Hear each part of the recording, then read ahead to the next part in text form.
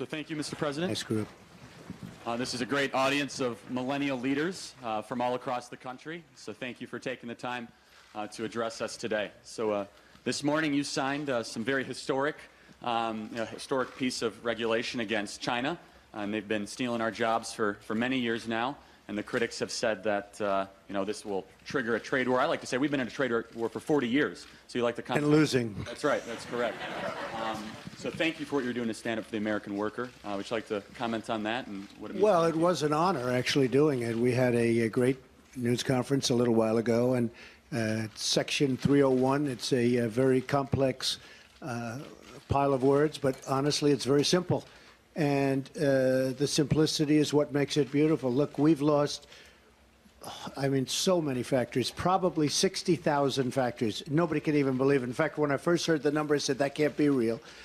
We lost anywhere from 6 to 7 million jobs over a relatively short period of time. And it's a whole different thing. Now, I have to tell you, they're coming back. Over the last year, we are bringing jobs back. As of about 2 weeks ago, 153 million jobs. It's the highest number of jobs we've ever had in our country. So it is coming back. But we're losing $375 billion with China. It could be $504 billion, depending on the way you count. A lot of different ways of counting, but no matter how you count, it's bad. And we're doing something that will be the start of making trade with China more fair. We're so far down, and our presidents, frankly, our past presidents, should never have allowed this to happen. This has been many, many years. It's sort of like the Middle East. How did that happen? And other things. How did all of these things happen? And North Korea, how did this happen, where it got so bad? I shouldn't be the one negotiating North Korea. This should have been done years ago, Charlie. This should have been done by somebody before they were in the position that they're in right now. But we got stuck with a lot of beauties, but we'll fix them. We'll fix them. I like to say if a Democrat president accomplished 1/10 of what you've done over the last year, they would say it's historic and it's unbelievable. And so what you've done for the American people to change the trajectory and save this country and our generation is quite phenomenal. So let's talk about tax reform. The Democrats call it crumbs. $1,000 is not crumbs to the young people in this room. It's the biggest middle-class tax cut in American history, but it's also the biggest young person, essentially the millennial tax cut. So talk about the amazing economic benefits that we're seeing thanks to the tax cut package that you championed and you successfully got through Congress. Okay, Charlie, and a couple of things. The individual mandate was knocked out. By itself, that would be a big bill. Knocking out the individual. This is for Obamacare, where you have the privilege of paying a lot of money so that you don't have to buy bad health care, okay? And we got it knocked out. That was a big thing. And ANWR, we have that approved, which is tremendous in terms of one of the great energy reservoirs in the world. And they've been working on it. Reagan tried, Bush tried. Every president was trying to get it approved. And we got it approved.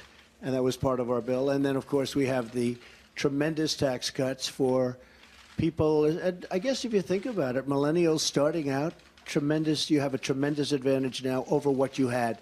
You're going to pay less taxes. You have far more incentive. You're going to have a lot more money left in your paycheck to spend. And that's part of the beauty. And we're seeing it. And we're seeing the numbers. And, we were at about 1.2% GDP. We've now hit 3 and another 3 and a 3.2. And we'll see what this next quarter is. That could be a good quarter. Our businesses are flourishing. Jobs are now, people are going to have choice, and it's choice of jobs. Before if they got one job, they'd stay there, even if they didn't like it, because they had no alternative. Now people are going out and they're looking at 5, 6, 7 jobs, and they're making a choice. So that really works out. But young people coming out of college, coming out of even high school, we're trying a very big push for vocational schools. I like the name vocational school, where somebody's good at fixing motors. I remember I'd be in school, in lower schools, and I'd be doing a test, and there'd be somebody on my right who was not too good. This was not a great student. This was not going to be Einstein academically, okay? And yet that person could fix an engine or a motor. So he was incredible, blindfolded. And by the way, that's what he liked. And that's probably, I don't know, we lost track. That's probably what he ended up doing. But he had a great ability at that, far greater than me or far greater than other people. But he'll never be a student, nor did he want that kind of learning, that kind of whatever you want to call it. So we need vocational schools. Now, they call them a lot of times community colleges. I don't think it's an accurate definition. We're having a lot of companies come into the United States. We need workers. And by the way, illegal immigration, which will be probably one part of a question, but I'll give you the answer right now. We want people to come into our country, but we want them to come in based on merit, because we're going to need these people, because we have tremendous numbers of companies coming in, whether it's Chrysler leaving Mexico and coming into Michigan, or Foxconn. You know, Foxconn is going to open up a tremendous place in Wisconsin. And we're very proud of that, because that was a deal that nobody even thought was happening or could happen. Apple, they make a lot of the Apple products. Apple is taking $350 billion, and they're coming into our country with building here. And I said to Tim Cook a long time ago, Tim, it's wonderful, Apple, it's nice, but we want you to build the places here. And he said, because of our tax, because of what we've done, they're actually bringing in about $240 billion, but they're going to be investing $350 billion on new plants and a tremendous campus and lots of other things. So it's very exciting, and very exciting for millennials, very, very exciting for jobs. Absolutely. And black youth unemployment at an all-time low, Latino youth unemployment at an all-time low. That's all-time low black unemployment. I'm very proud of that. And Hispanic unemployment, all-time low. Women unemployment, the lowest in 18 years. We're doing great. We're really doing great. And I really believe that, I don't want to sound braggadocious, but I think that there's never been an administration that's done as much as we've done in the first year. You know, if you look at regulations, forget about tax. I think the cutting of the regulations may be as important or more important than even the tremendous tax cuts.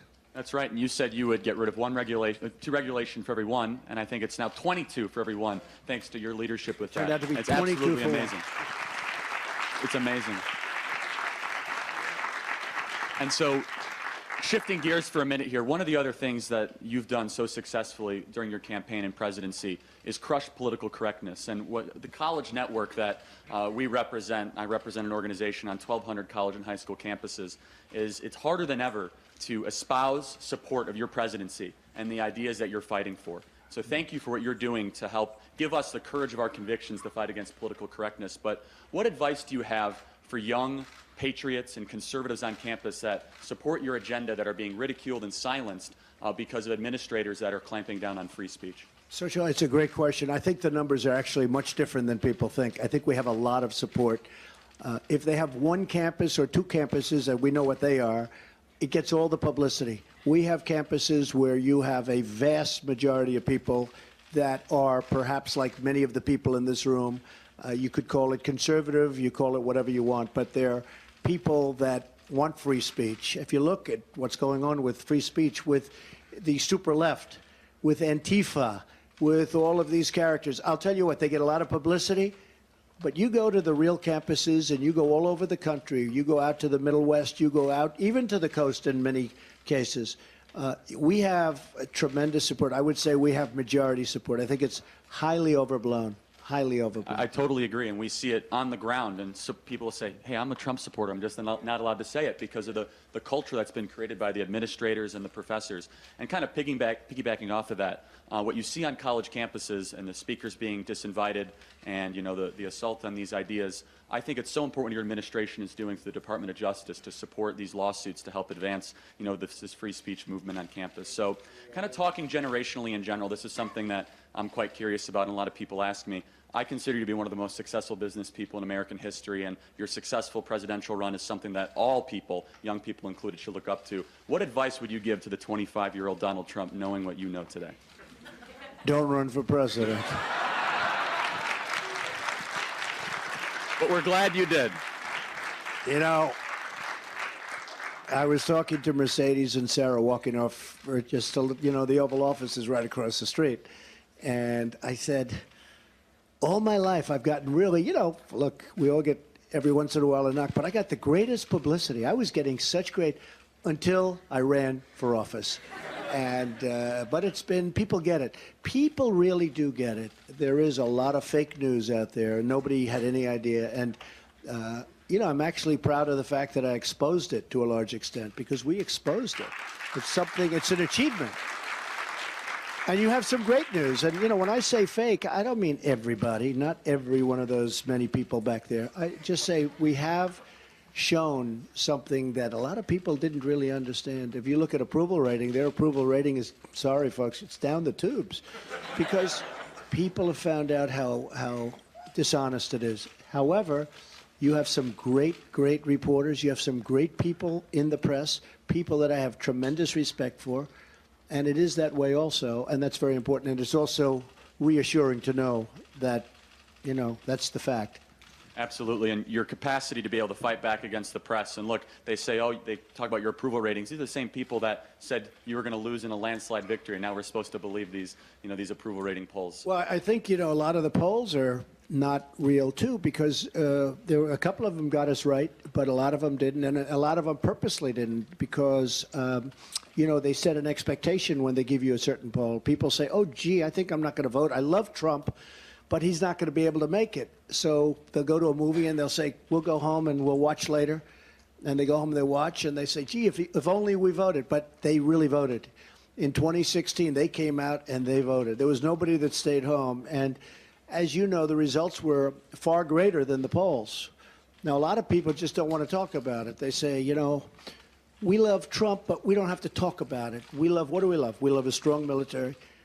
We like low taxes. We like all of the things that are happening now, jobs, tremendous cutting in regulation, all of the things that you see happening right now. They like that.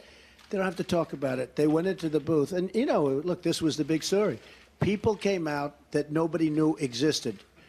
And the Democrats are looking for those people right now. I got a tremendous number of people from the Obama administration where they voted for Obama, President Obama. They voted for him and they voted for me. They voted for Bernie Sanders, a lot of people. And I think because he was right about trade. The difference is I know how to fix the problem, not just talk about it. But he was right, and that's what we're doing. That's why we had the 301 meeting today on China. But Bernie Sanders was very strong on saying that we're getting ripped off on trade. He happened to be right.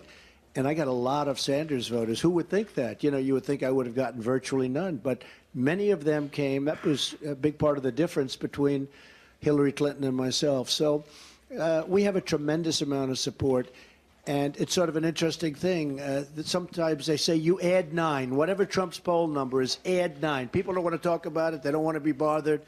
But when they get into the voting booth, they say, vote Trump. We gave a speech the other night in Pennsylvania for a very nice guy, Rick Saccone. And it was the level of love in that room was incredible. We were in Pensacola, Florida, a couple of weeks ago. The place is just rocking. Now, I don't know if it's transferable. They say a lot of it's not transferable. They may like me. They may vote for me. They're all saying I'm going to do great in 2020. I mean, let's see what happens, right? But they don't know if it's transferable. I hope it's transferable because we have to do our agenda. We have to win in 18. We have to get the agenda. We need more Republicans. We could also, by the way, get rid of the filibuster situation going on in the Senate. I feel very strongly about that. It would make life a lot easier. But you look at some of the votes, we would get so many more votes. If you could work that with youth, get rid of it because certain senators just want to keep it, but it makes things a little bit tougher.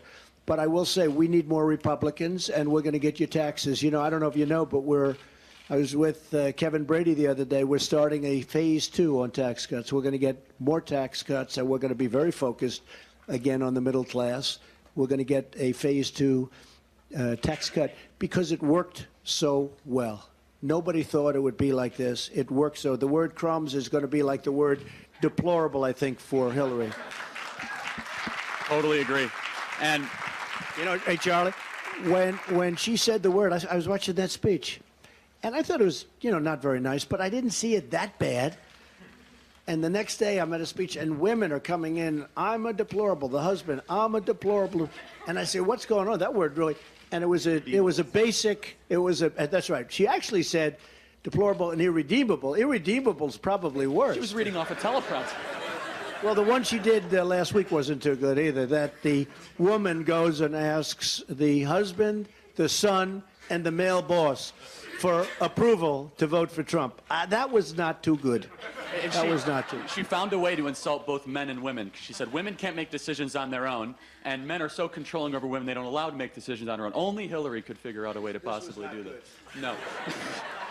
Kind of in closing here, I know the next panel we're going to be talking about the crisis on college campuses, but specifically talking about the opioid epidemic, which is something that has just totally devastated middle America. And I know your administration is making historic strides to help fix the issues. So can we talk a little about opioids and what you're doing? Yeah, Charlie, so we're going to be putting $6 billion over a fairly short period of time into the opioid crisis. It's a crisis. And you have to include in that the drug crisis period. Drugs are coming across the southern border and coming all over. That's why we will have the wall. We have $1.6 billion toward the wall and fixing up bad walls that are already up and, you know, building them new and rebuilding them, and a lot of work being done. You know, certain communities, believe it or not, like in San Diego, they want a wall. Nobody likes to talk about that. In fact, I said, don't build the wall there. They're all wanting it. And Jerry Brown, who's doing a terrible job as governor, but, you know, no, if you like high taxes and lots of and crime, that's your guy. But they go and they talk so much about the wall. But in San Diego, as you know, there's a long stretch that is demanding the wall. So I said, okay, they were ready to start. I said, don't build it.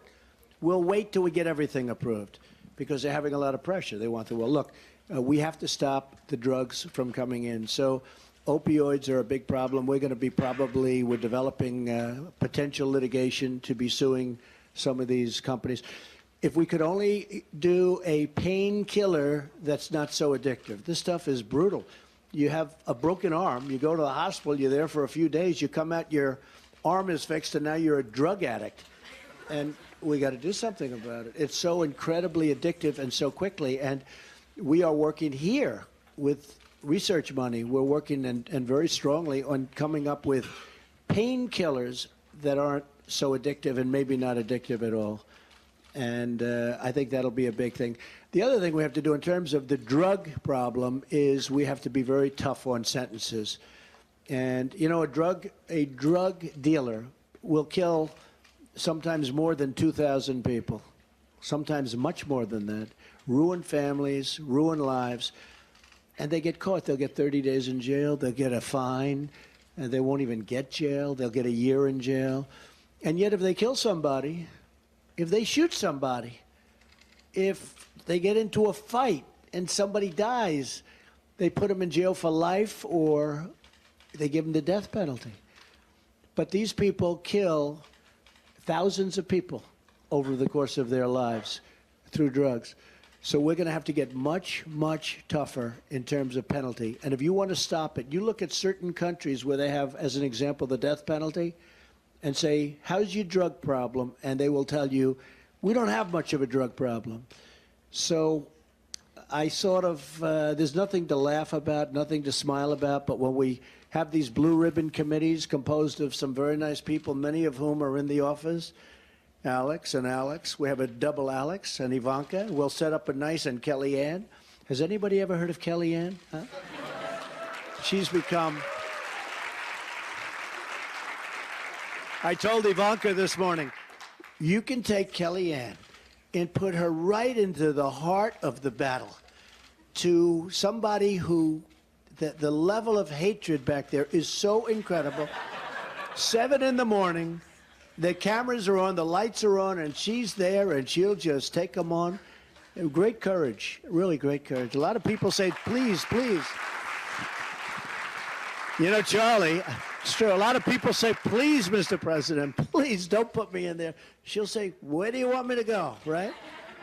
It's all words. It's all when you think about it. And here's another great warrior right here. Right, Ivanka? You are a great warrior. Thank you. Thank you. Appreciate that. Thank you. Really is. Great. Thank you. Yeah, thank you, Mr. President. We're fighting for you, and we can't wait for the next 7 years. So thank you so much. That'll be great. Thank you. Thank you.